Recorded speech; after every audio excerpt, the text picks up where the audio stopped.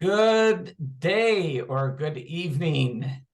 If you're watching this awesome video recording, welcome back to yet another edition, in fact, the fourth edition of Robert's Search for Wellness and Well-Being. Meet amazing experts ready to support you and me, change how we all feel for the better. An opportunity to connect with experts as part of my search for wellness and well-being. And we're going to do things differently today, for the next 10 or 15 minutes. Hi, Miranda. Hi. Miranda and I are dear friends. We still are dear friends. And I think we've known each other for 16 or 17 years now. Oh, I think it might even be longer than that. Wow, it might even be longer than that. Wow, and that's amazing. That's amazing. Our journeys as entrepreneurs has been nothing less than filled and packed with ups and downs. And through it all, my good friend Miranda and I support one another, help one another. And sometimes we don't even talk about entrepreneurship, and we just go out for coffee, and I laugh at Miranda's jokes. She's very funny. She's very funny. She's very funny. Okay, we're doing things differently. Smooshy is joining us tonight. We're going to take her off the stand. Smooshy is one of 3 cats that my wife Sharon and I have adopted. 2 of them off the streets of Beaumont, and one we adopted. Our third cat was my mother's cat. He lived in Montreal. She's in a long-term care facility. My mother's in a long-term care facility. So Peppy, our third cat, now lives with us. He was adopted at the SPCA. And we're going to do things a bit differently. Miranda, Smooshy goes for a dental exam on Friday. She's 19 and a half years old. Wow. Yeah. So the vets said we're going to take a whole different direction in terms of preparing her for the dental procedure. Yeah. Tell our viewing audience a bit about yourself and your connection to the animal kingdom, specifically pets. Well, I have been largely focused on addressing challenges with animal safety and animal stress.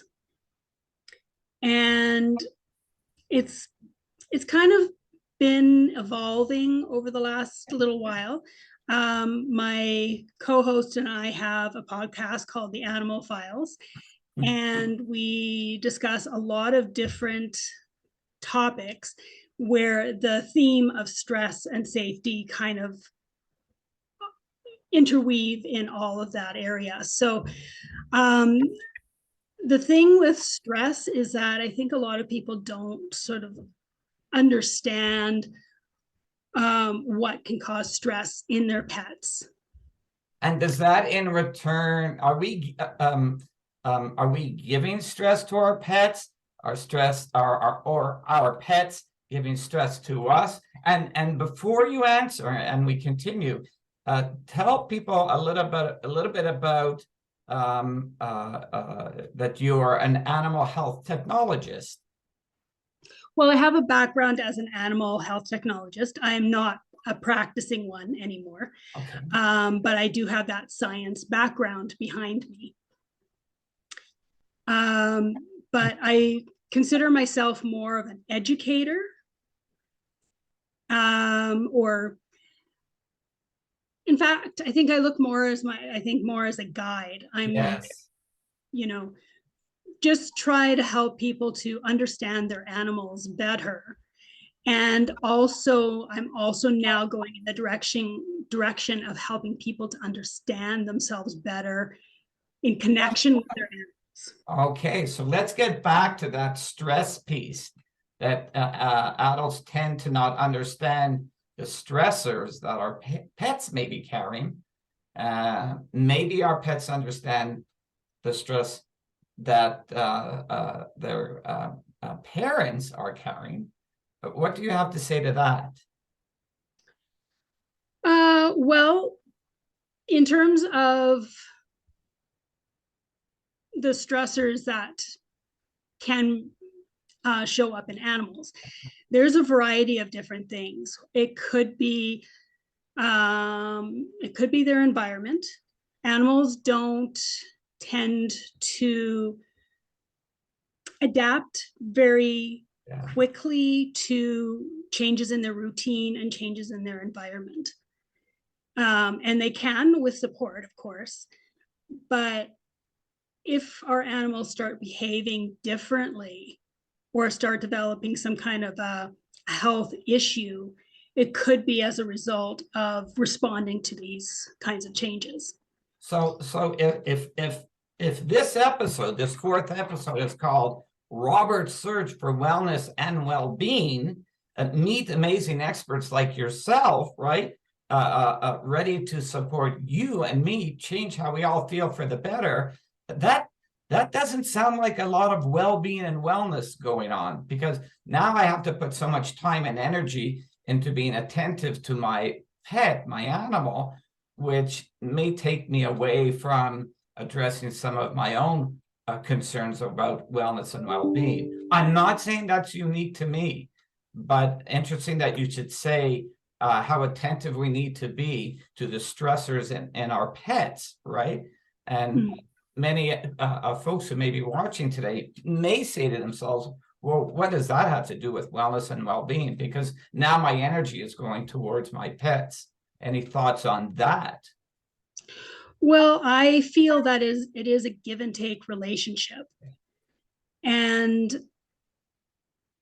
I think once we understand and we learn what our pets need to really thrive and help reduce their stress levels, it's like a lot of things where it'll just kind of become sort of second nature, where you're not spending a lot of time thinking about it. Because I mean, there's obviously a lot of benefits to having pets in your life, because they in themselves can help to reduce our stress levels and help to reduce our loneliness and depression and anxiety and all of those kinds of things. Now, but just to politely interrupt you on that, is there science behind that?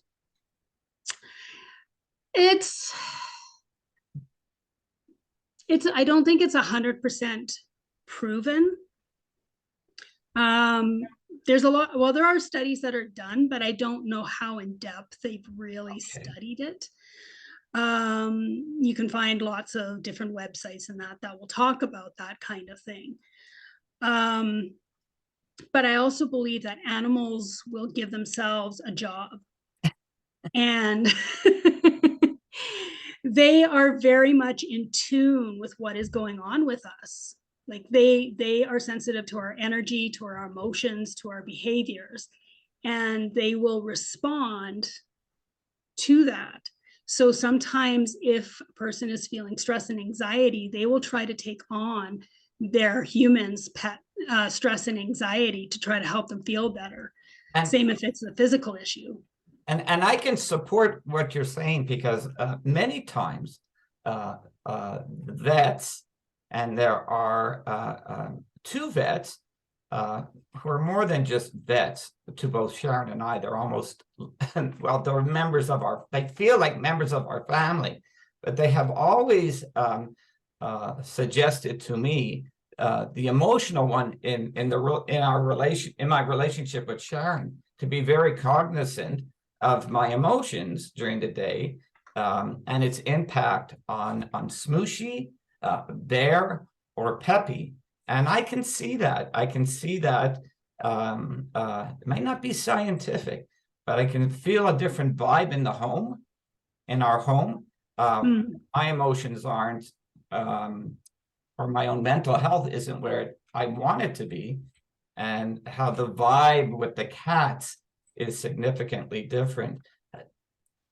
Smooshy's job is to blend in. She likes to blend in, and she's the quiet one who is on the outside looking in. And when you need her, when you know where to find her, and she's there for you.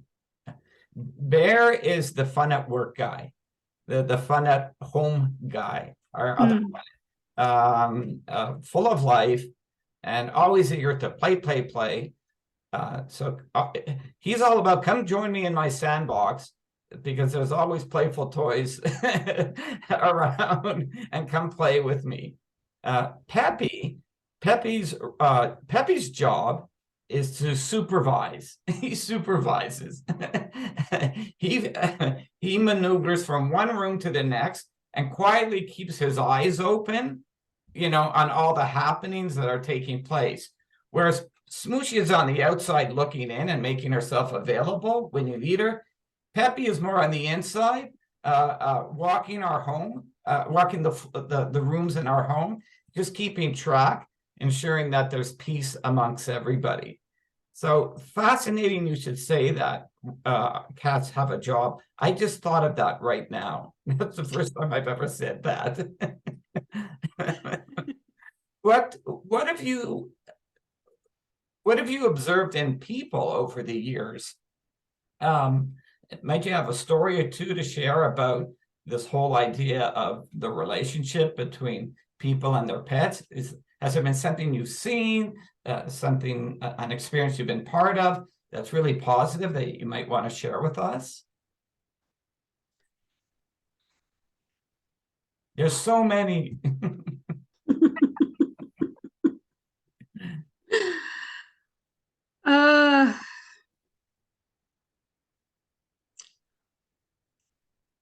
Well, I guess because I go to the dog in the winter, I go to the dog park quite a bit with my friend, and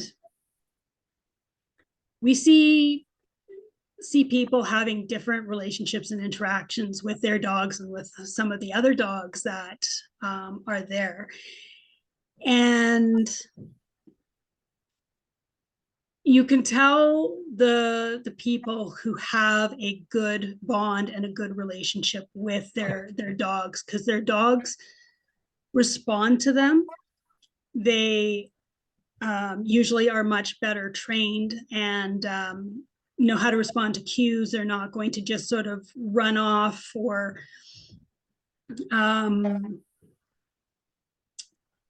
it's less stress for the owner, because they don't have to worry about their dog so much. The dog has that connection with them that they don't have to really do all that much. And so I think it's just a much more enjoyable experience for both of them. And we're in this example, we could talk about different breeds of dogs that might be less apt to want to be trained and cooperate. But here we're just giving a blanket statement that in your observations of people with their dogs, it's fairly straightforward, where you can see a different kind of relationship with the human and their animal, and the bond factor occurring, and maybe when it's not. What have you known? What have you seen or heard from me in my relationships? My relationship with Smooshy, Bear, and Peppy. Have I said anything over the years? Have I done anything over the years? Have you heard any stories from me that would say to you, I'm really happy that my friend Rob has the cats, because I know that he lives with and manages depression and anxiety. So I'm really happy that he has the cats, because... To be honest, I'm not able to recall any specific stories you shared in connection to the challenges that you deal with. But I know that you obviously have a very strong bond with your cats because you're always talking about them. You know, when they're having health challenges, you share what they're dealing with, what their experiences are. And maybe in that sense, talking about their journey and their experiences is perhaps helping you with your own experiences. Well, you know, we've never said that to each other. And so I want to say thank you for that. I never thought of the stories that I share specifically on Facebook and the pictures that I share and the conversations that I share with you as being part of my own journey of wellness and well-being. The act of supporting their journey is a healthy piece for my own journey of wellness and well-being. Where can people find you? Where are you online? And how do people find out more about you? The best place to find me specifically would be on LinkedIn. Okay. And then you can also find about our podcast at the animalfilespodcast.com. The animalfilespodcast.com. Is there a broad name for all that you do? Is it called Petwell Navigation or? No, it's actually now called Petwell Creative Enterprises. Oh, wow. You and I have to stay in touch a little bit more. I told you there were some updates that you didn't know about. The update that there's going to be an update. Petwell Creative Enterprises. So what's other than the name, what's different?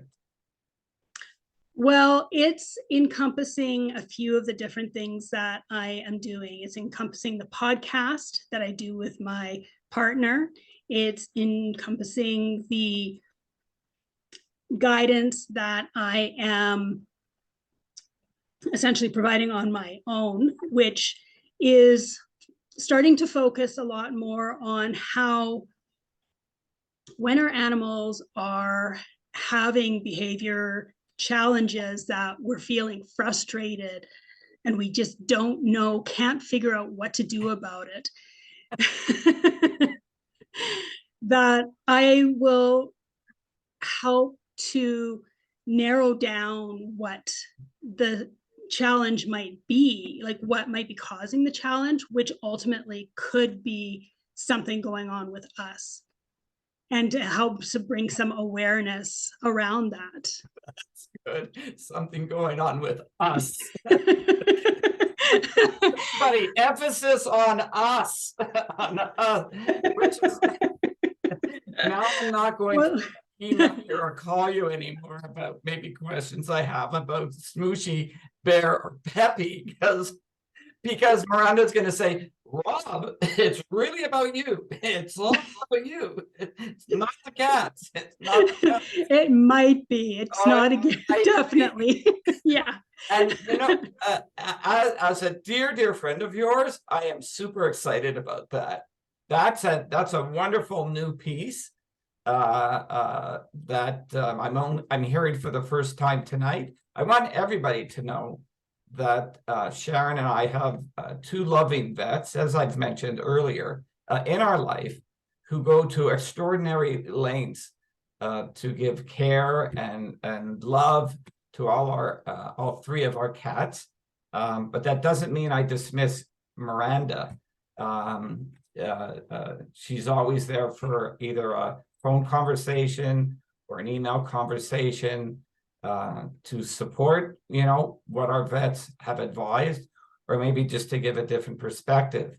But I'm excited about looking at it from the perspective of yourself, and how that might be impacting your animals, we'll just call it behaviors for now.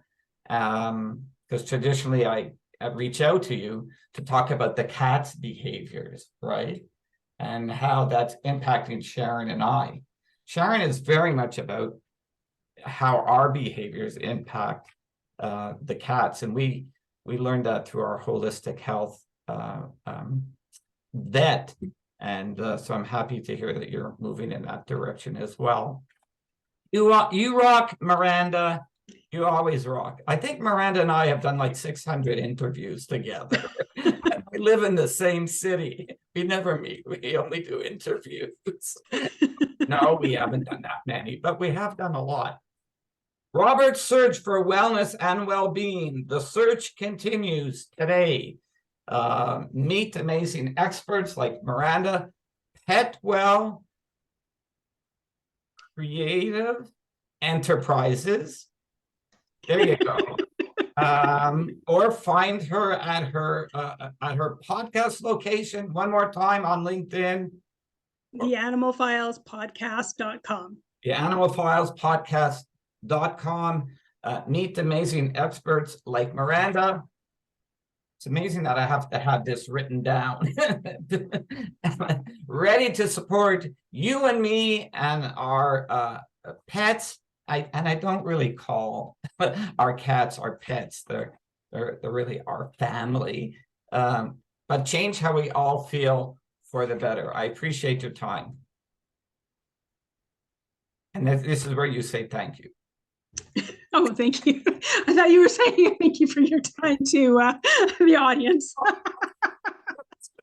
Okay, well, let's start that one again. And then thank you to our audience for checking in today. And thank you, Miranda, for all your time. And we'll connect soon. It's my pleasure. Thank you for correcting me on that. Okay, I'm going to put this on pause so you and I can chat. And we'll get this recording out there as soon as possible. Thanks.